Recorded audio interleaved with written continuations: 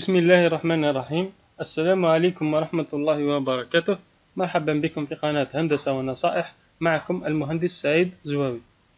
قبل البدء في هذا الفيديو لا تنسوا الاشتراك في القناة وتفعيل زر الجرس ليصلكم كل جديد، وكذلك لا تنسوا تسجيل الإعجاب والمشاركة. وإن كانت هناك أي أسئلة أو استفسارات أو اقتراحات الرجاء تركها في التعليقات وسوف أرد عليها إن شاء الله.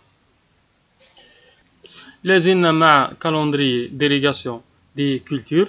الهدف الأساسي من هذه المرحلة هو معرفة متى نقوم بعملية السقي quand on doit irriguer، وكذلك كمية مياه السقي اللازمة لكل مرة combien de quantité d'arrosage est nécessaire.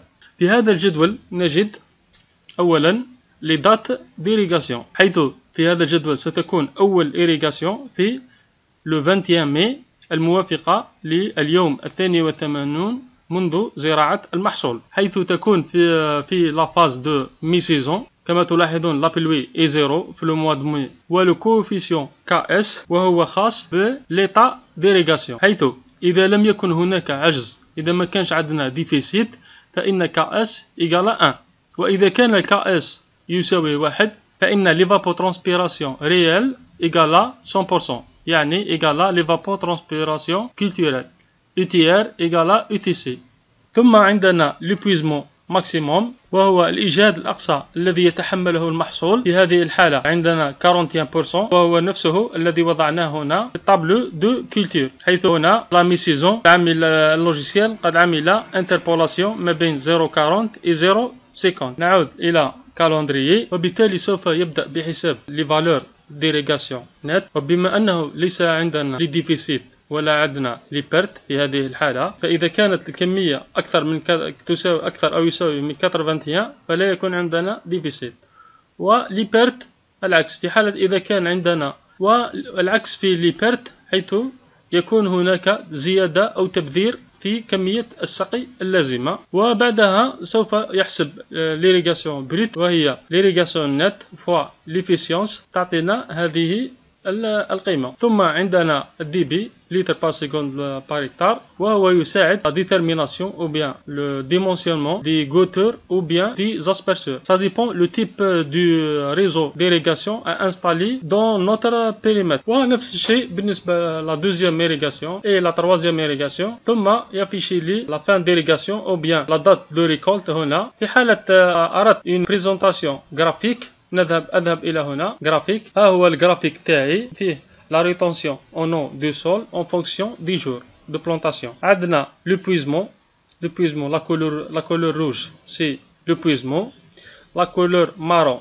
c'est la réserve facile à utiliser, la ligne de réserve facile à utiliser، et la couleur verte c'est la réserve utile. كما تلاحظون هذه la période humide، حيث لم نكن نحتاج إلى l'irrigation، ولكن عندما يصل مستوى l'humidité dans le sol إلى مستوى la RFU نقوم بأول عملية سقي، وهي موافقة إلى اليوم 82 منذ بداية الزراعة. ثم قام بالريشارجمون حتى لو نيفو دو كاباسيتي او شون. ثم بعد مدة معينة يقوم بنفس العملية لا دوزيام إيريغاسيون، ثم لا تروازيام إيريغاسيون، ثم لا دات دو ريكولت. في حالة ما إذا أردنا تغيير طريقة السقي، أو بمعنى آخر تواريخ السقي، on veut de changer les dates d'irrigation، نأتي إلى هنا كالندريي، ثم أضغط على أوبسيون. كما تلاحظون عندي لي 3 كريتير اللي البروغرام كروبوات يحسب بهم، هما l'échéance d'irrigation et l'apport ainsi que l'efficience d'irrigation. كما تلاحظون هنا l'efficience d'irrigation قد قام بحساب 70%. يمكنني زيادة أو إنقاص هذا الرقم على حسب l'état de réseau تاعنا. نذهب إلى أول شيء سوف نراه هنا، هو l'échéance d'irrigation. كما تلاحظون أن الخيار المفعل الذي قمنا بحساب به في المرة السابقة هو إيريغي à l'épuisement maximum، يعني عندما يصل مستوى الرطوبة إلى الإجهاد الأقصى، يعني لو بوين دو فليتريسمون. عندما توصل المستوى الرطوبة إلى لو بوين دو فليتريسمون يقوم بالسقي ويرشارجي لو سول على كاباسيتي أو شون. نضغط هنا على ليشيونس، تظهر لي مجموعة من الخيارات، عديد من الخيارات، مثلا إيريغي أوز انترفال ديفيني بار ليتيليزاتور. ثم هنايا ليتيليزاتور هو اللي ديفيني les intervalles d'irrigation. ثم irriguer à l'épuisement maximum هو نفس لو كا اللي كنا شفناه من قبل. ثم irriguer au-dessus de l'épuisement maximum. ثم عندي irriguer aux intervalles fixés par phase. تسمى chaque phase de croissance ندير لها des intervalles d'irrigation. Ou bien irriguer à l'épuisement fixé.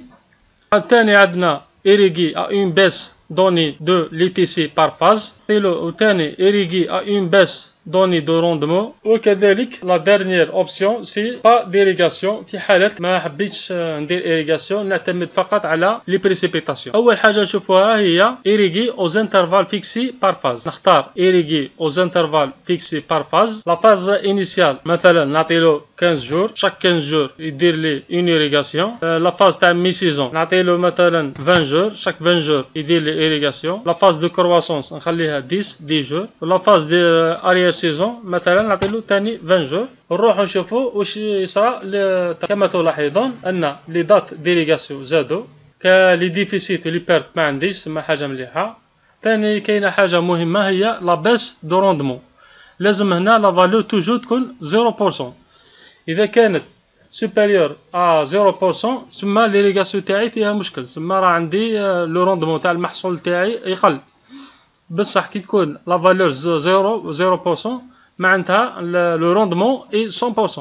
نذهب إلى الجرافيك حيث نرى أن المنحنى قد تغير. وفي كل مرة كل ما يصل لا دات ديريغاسيون اللي أنا ديفينيتها له يريشارجي جوسكا الكاباسيتي أو شون. كما تلاحظون هذا هو المنحنى. نذهب لنرى طريقة أخرى. نضغط هنا ثم أختار إيريغي à l'épuisement fixé. يعني نعطيلو une hauteur fixée de l'épuisement. مثلا نعطيلو هو بار ديفو 50. أنا نعطيلو كل ما يوصل لو نيفو 60 يدير لي إيريغاسيون يريشارجي لي لو جوسكا لا كاباسيتي أو شون. نرى الجرافيك كما تلاحظون أن لا هوتور ولا فيكسي. كل ما يوصل لاباسمون ولا لوبويزمون ماكسيموم يوصل لا فالور 50 يدير لي إيريغاسيون. والسلام عليكم ورحمة الله وبركاته.